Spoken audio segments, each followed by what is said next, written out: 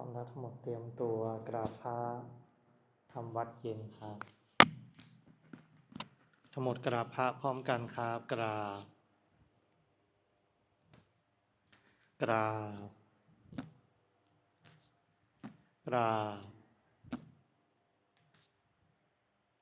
กราบบารมีธรรมพ่อแม่ครูบาอาจารย์ครับทั้งหมดกล่าวคำบูชาพระรัตนตรัยพร้อมกันครับอิมินาสการเรนะพุทธังอภิปูชยามะอิมินาสการเร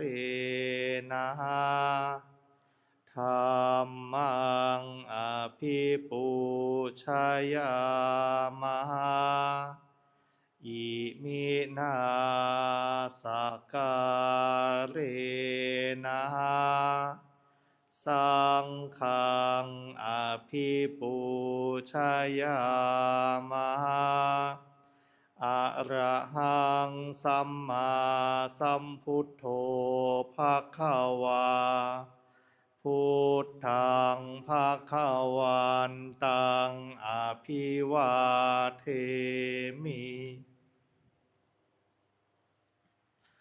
สวากขาโตภควตาธัมโมธัมมังนามัสสามิสุปฏิปันโนภควโตสา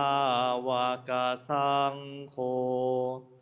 สังฆังนะมามิหันธรรมยังพุทธัสสะภะคะวะโตปุพพาคณมะการังกโรมะเซนะโมตัสสะภะคะวะโตอะระหะโตสัมมาสัมพุทธัสสะนะโมตัสสะภะคะวะโตอะระหะโตสัมมาสัมพุทธัสสะนะโมตัสสะภะคะวะโตอะระหะโตสัมมาสัมพุทธัสสะพุทธังสารนังคัจฉามิธัมมังสารนังคัจฉามิสังฆังสารนังคัจฉามิทุติยมปิพุทธังสารนังคัจฉามิทุติยมปิธัมมังสารนังคัจฉามิทุติยมปิสังฆังสารนังคัจฉามิตาติยมปิพุทธังสารนังคัจฉามิตาติยมปิธัมมังสารนังคัจฉามิตาติยมปิสังฆังสารนังคัจฉามิธรรมที่พระพุทธเจ้าทรงแสดงไว้เพื่อประโยชน์ของสัตว์โลกเป็นธรรมที่เห็นได้ยากยิ่งสำหรับธรรมที่จะกล่าวต่อไปนี้เป็นธรรมที่สามารถกระทำความสงบอันประเสริฐและสามารถประทานซึ่งสมบัติทั้งปวงเป็นเครื่องสงบเหตุร้ายทั้งปวงเป็นเครื่องป้องกันอมนุษย์และยักษ์เป็นเครื่องระงับความตายก่อนกำหนดเวลาเป็นเครื่องขจัดความเศร้าโศกและโรคเป็นเครื่องย่ำยีกำลังของข้าศึกเป็นเครื่องจำเริญชัยชนะแด่พระราชาเป็นเครื่องนำสิ่งที่ไม่น่าปรารถนาทั้งปวงออกไปเป็นธรรมอันประเสริฐ ข้าพระเจ้าจากแสดงคุณธรรมเช่นนั้นตามสภาพที่เป็นจริงณที่ใดมีผู้กล่าวว่าจะสรรเสริญพระคุณอันประเสริฐของพระรัตนตรัยด้วยจิตที่เลื่อมใสณที่นั้นความสุขความสบายและความสวัสดีย่อมมีแก่ผู้นั้นตลอดกาลทุกเมื่อเปิดหนังสือไปหน้าที่8ครับ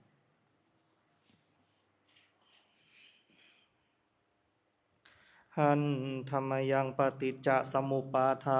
ธัมเมสุอิทัปปัจจยตาทิธรรมปะทังพนามาเสอิทาภิกขเวอริยสาวโกปฏิจจสมุปาทันเยวะสาธุขังโยนิโสมนสิกโรติภิกษุทั้งหลายอริยสาวกในธรรมวินัยนี้ย่อมกระทำไว้ในใจโดยแยบคายเป็นอย่างดี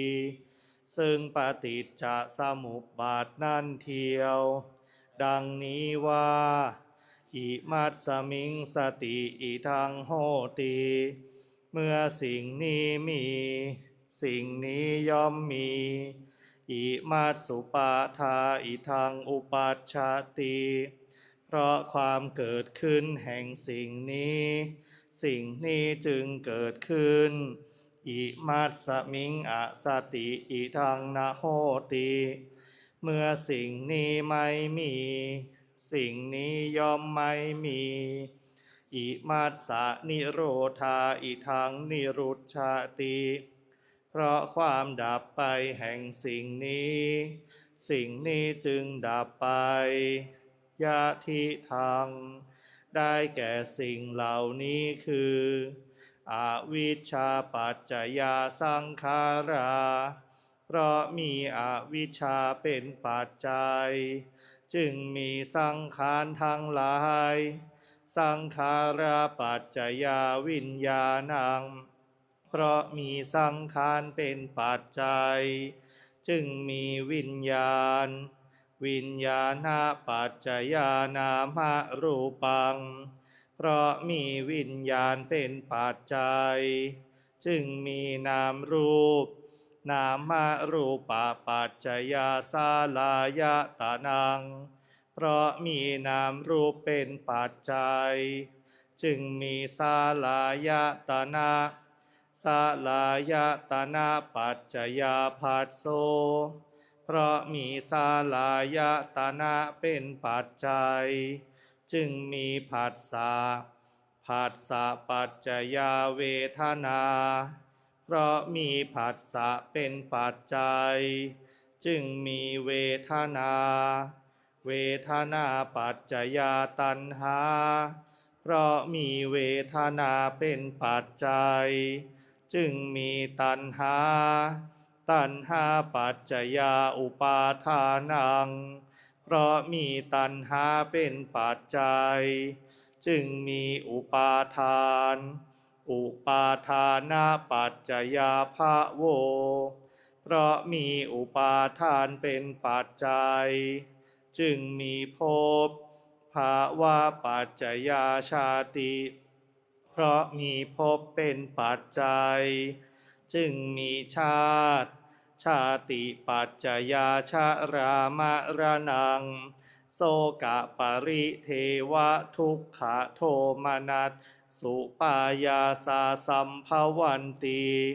เพราะมีชาติเป็นปัจจัยชรามรณะโสกะปริเทวะทุกขโทมนัสอุปายาสะทางหลายจึงเกิดขึ้นครบถ้วน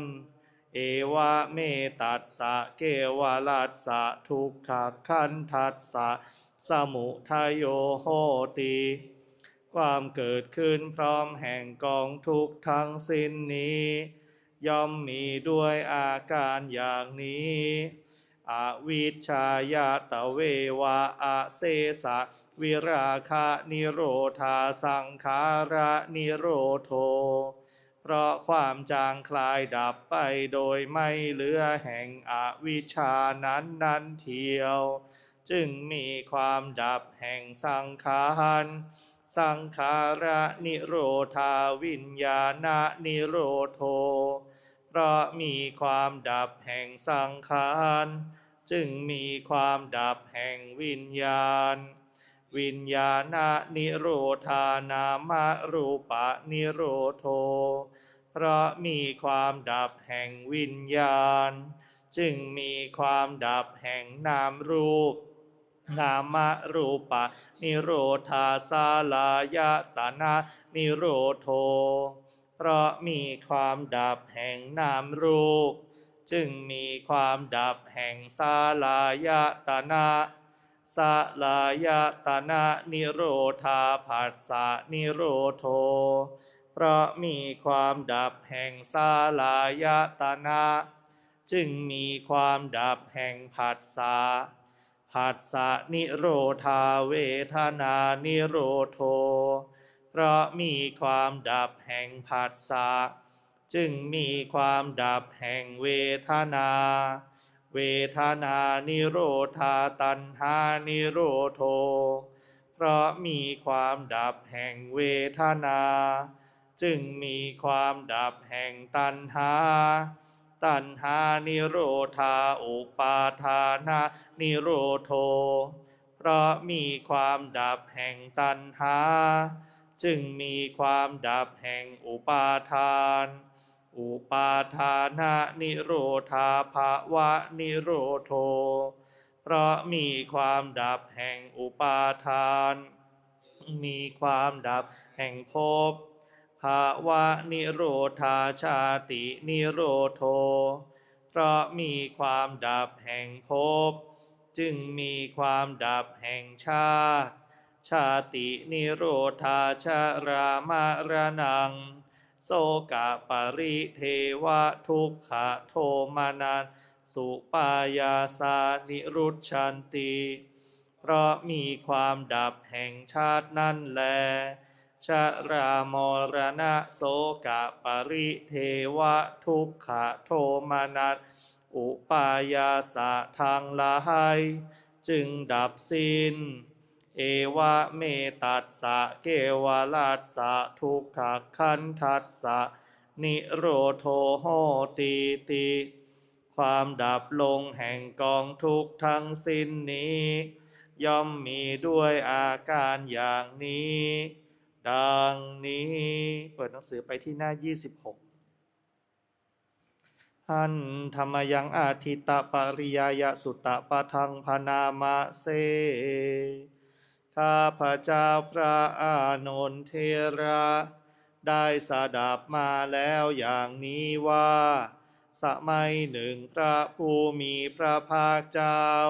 เสด็จประทับอยู่ที่ตำบลขยาศีสะใกล้แม่น้ำขยา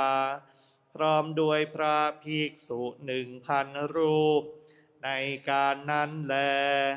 พระผู้มีพระภาคเจ้าตรัสเตือนสติภิกษุเหล่านั้นให้ตั้งใจฟังพระภาษิตนี้ว่าดูก่อนภิกษุทั้งหลาย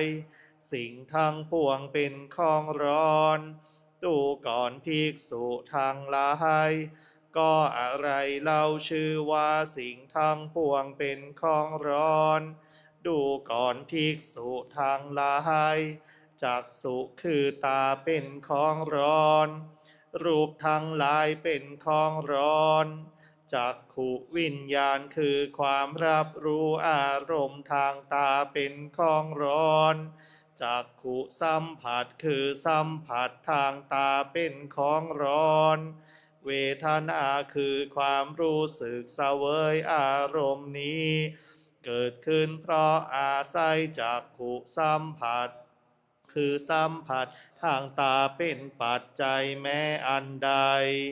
เป็นสุขก็ดีเป็นทุกข์ก็ดีหรือไม่ใช่ทุกข์ไม่ใช่สุขก็ดี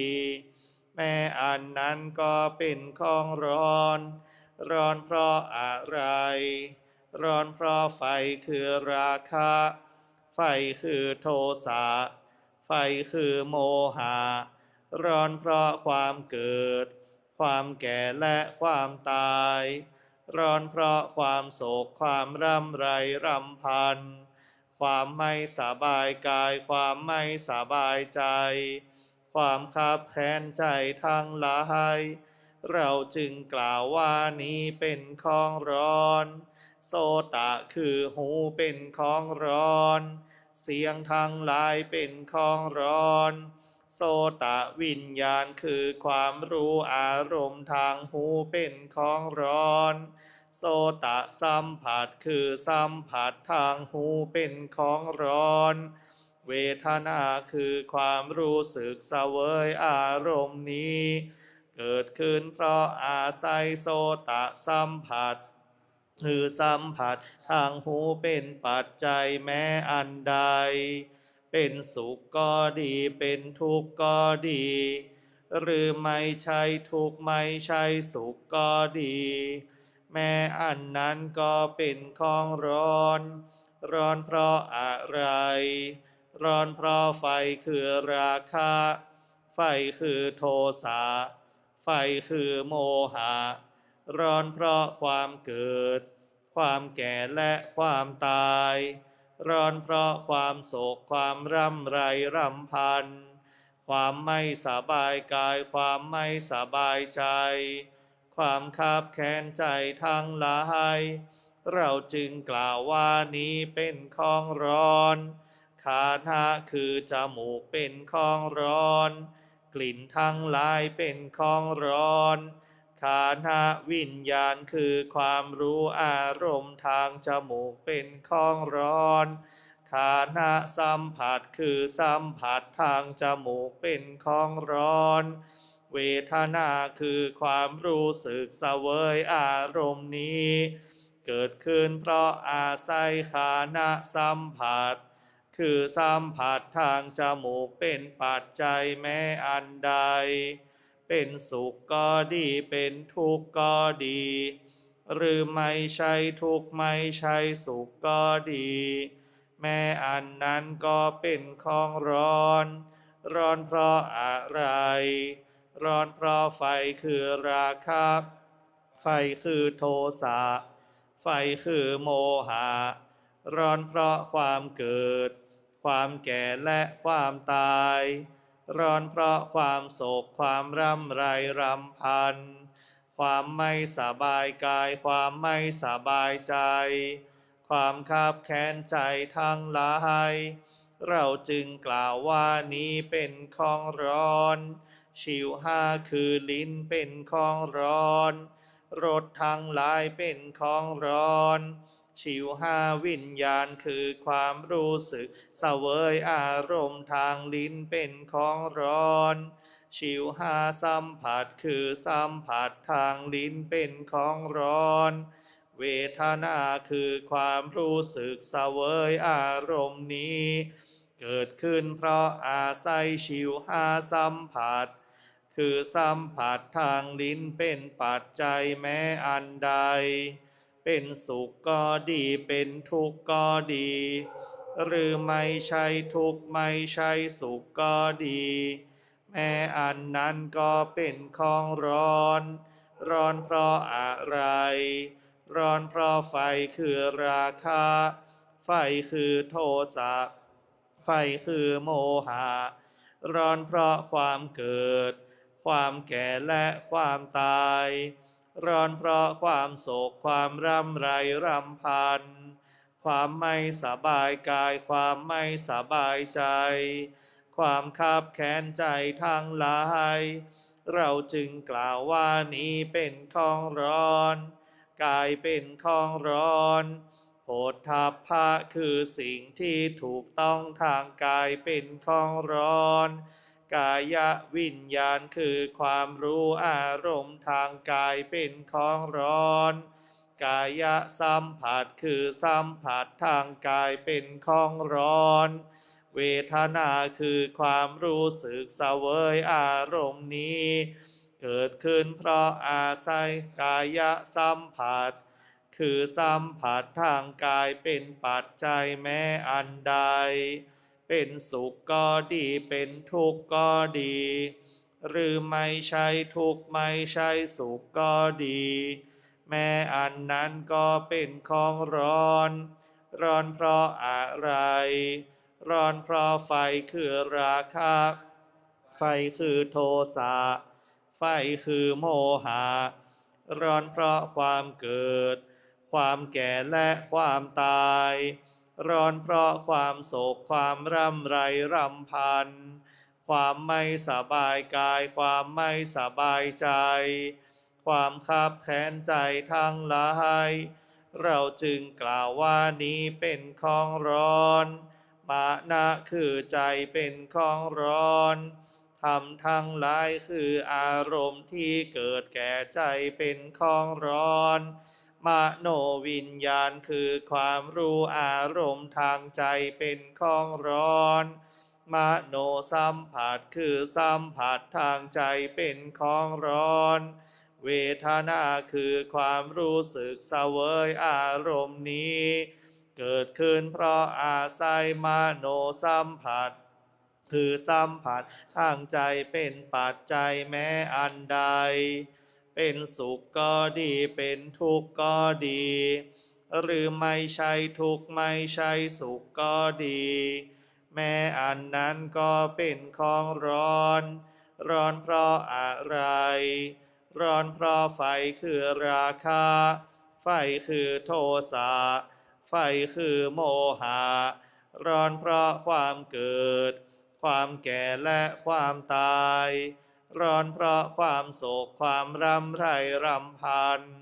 ความไม่สบายกายความไม่สบายใจความคับแค้นใจทั้งหลายเราจึงกล่าวว่านี้เป็นของร้อนดูก่อนภิกษุทั้งหลายอริยสาวกผู้ได้สดับมาแล้วเห็นอยู่อย่างนี้ย่อมเบื่อหน่ายแม้ในจักษุคือตาย่อมเบื่อหน่ายแม้ในรูปทั้งหลาย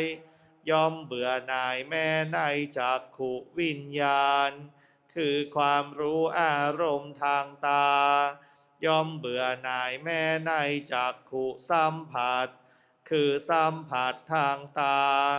เวทนาคือความรู้สึกเสวยอารมณ์นี้เกิดขึ้นเพราะอาศัยจักขุสัมผัสคือสัมผัสทางตาเป็นปัจจัยแม้อันใดเป็นสุขก็ดีเป็นทุกข์ก็ดีหรือไม่ใช่ทุกข์ไม่ใช่สุขก็ดีย่อมเบื่อหน่ายแม้ในเวทนาคือความรู้สึกเสวยอารมณ์นั้นย่อมเบื่อหน่ายแม้ในโสตะคือหูย่อมเบื่อหน่ายแม้ในเสียงทั้งหลายย่อมเบื่อหน่ายแม้ในโสตะวิญญาณคือความรู้อารมณ์ทางหูย่อมเบื่อหน่ายแม้ในโสตสัมผัสคือสัมผัสทางหูเวทนาคือความรู้สึกเสวยอารมณ์นี้เกิดขึ้นเพราะอาศัยโสตสัมผัสคือสัมผัสทางหูเป็นปัจจัยแม้อันใดเป็นสุขก็ดีเป็นทุกข์ก็ดีหรือไม่ใช่ทุกข์ไม่ใช่สุขก็ดีย่อมเบื่อหน่ายแม้ในเวทนาคือความรู้สึกเสวยอารมณ์นั้นย่อมเบื่อหน่ายแม้ในฆานะคือจมูกย่อมเบื่อหน่ายแม้ในกลิ่นทั้งหลายย่อมเบื่อหน่ายแม้ในฆานะวิญญาณคือความรู้อารมณ์ทางจมูกย่อมเบื่อหน่ายแม้ในฆานะสัมผัสคือสัมผัสทางจมูกเวทนาคือความรู้สึกเสวยอารมณ์นี้เกิดขึ้นเพราะอาศัยฆานะสัมผัส คือสัมผัสทางจมูกเป็นปัจจัยแม้อันใดเป็นสุขก็ดีเป็นทุกข์ก็ดีหรือไม่ใช่ทุกข์ไม่ใช่สุขก็ดีย่อมเบื่อหน่ายแม้ในเวทนาคือความรู้สึกเสวยอารมณ์นั้นย่อมเบื่อหน่ายแม้ในชิวหาคือลิ้นย่อมเบื่อหน่ายแม้ในรสทั้งหลายย่อมเบื่อหน่ายแม้ในชิวหาวิญญาณคือความรู้อารมณ์ทางลิ้นย่อมเบื่อหน่ายแม้ในชิวหาสัมผัสคือสัมผัสทางลิ้นเวทนาคือความรู้สึกเสวยอารมณ์นี้เกิดขึ้นเพราะอาศัยชิวหาสัมผัสคือสัมผัสทางลิ้นเป็นปัจจัยแม้อันใดเป็นสุขก็ดีเป็นทุกข์ก็ดีหรือไม่ใช่ทุกข์ไม่ใช่สุขก็ดีย่อมเบื่อหน่ายแม้ในเวทนาคือความรู้สึกเสวยอารมณ์นั้นย่อมเบื่อหน่ายแม้ในกายเบื่อหน่ายแม้ในโผฏฐัพพะคือสิ่งที่ถูกต้องทางกายทั้งหลายย่อมเบื่อหน่ายแม้ในกายวิญญาณคือความรู้อารมณ์ทางกายย่อมเบื่อหน่ายแม้ในกายสัมผัสคือสัมผัสทางกายเวทนาคือความรู้สึกเสวยอารมณ์นี้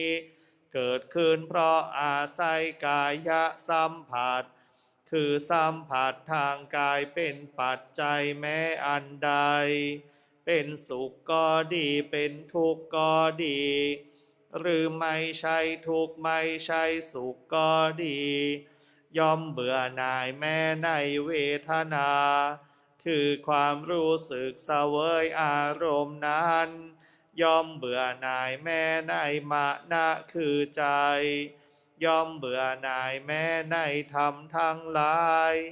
ย่อมเบื่อหน่ายแม้ในมโนวิญญาณคือความรู้อารมณ์ทางใจ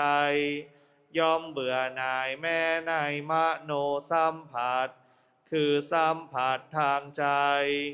เวทนาคือความรู้สึกเสวยอารมณ์นี้เกิดขึ้นเพราะอาศัยมโนสัมผัสคือสัมผัสทางใจเป็นปัจจัยแม้อันใดเป็นสุขก็ดีเป็นทุกข์ก็ดีหรือไม่ใช่ทุกข์ไม่ใช่สุขก็ดีย่อมเบื่อหน่ายแม้ในเวทนาคือความรู้สึกเสวยอารมณ์นั้นเมื่อเบื่อหน่ายย่อมคลายกำหนัดเพราะคลายกำหนัดจึงหลุดพ้นเมื่อหลุดพ้นแล้วย่อมมีญาณอย่างรู้ว่าหลุดพ้นแล้วรู้ชัดว่าชาติสิ้นแล้วพรหมจรรย์อยู่จบแล้วกิจที่ควรทำได้ทำสำเร็จแล้วกิจอื่นเพื่อความเป็นอย่างนี้มิได้มีพระผู้มีพระภาคเจ้าได้ตรัสธรรมปริยายนี้แล้วภิกษุเหล่านั้นก็มีใจยินดีพอใจในภาสิทธิ์ของพระผู้มีพระภาคเจ้าก็ขณะเมื่อพระผู้มีพระภาคเจ้ากำลังตรัสเทศนาภาสิทธินี้อยู่จิตของพระภิกษุ1,000 รูปนั้นก็พ้นแล้วจากอาสวะทั้งหลายเพราะไม่ยึดมั่นถือมั่นด้วยอุปาทานดังนี้แลเปิดหนังสือหน้าที่89ครับชายันโตโพธิยามุนเลสากายานังนันติวัตโนเอวังตวังวิจัยโยโหชัยยาสุชัยยามังคาเลอาปาราชิตาปัลลังเกสีปัทาวิโปคาเรอาภิเสเกสัพพพุทธานังอาคาปัตโตปาโมทาติ คาตังสุมังคาลังสุปาพาตังสุโหติตังสุขาโนสุโมโหโตจะสุยิทังพรหมจาริสุปาทาขีนังกายกัมมังวาจากัมมังปาทาขีนางมโนกัมมังปะนิทิเตปาทาขีนาปาทาขีนานิกาตวานาลาพันตเถปาทาขีเนสุโขพุทธานังอุปาสุขาสัทธรรมเตสานาสุขาสังคัสสะสามัคคีตาโปสุโคคาติโยเซโทชะเนตัสสามิงเยโคตาปติชาเยโนวิชชาจารานาสัมปันโสเซโทเตวามนุษเศรษฐีวาตาปติอาทิจโจรติมาพานจันทิมาสันนัทโทคาติโยตาปติชายิตาปติพรหมโนสัพพะมะโหรตังพุทโธตาปติเตชะสาอะโรขยาปารามาลาสันตุถีปารามังทานังวิสาสาปารามายาตินิพพานังปะระมังสุขขัง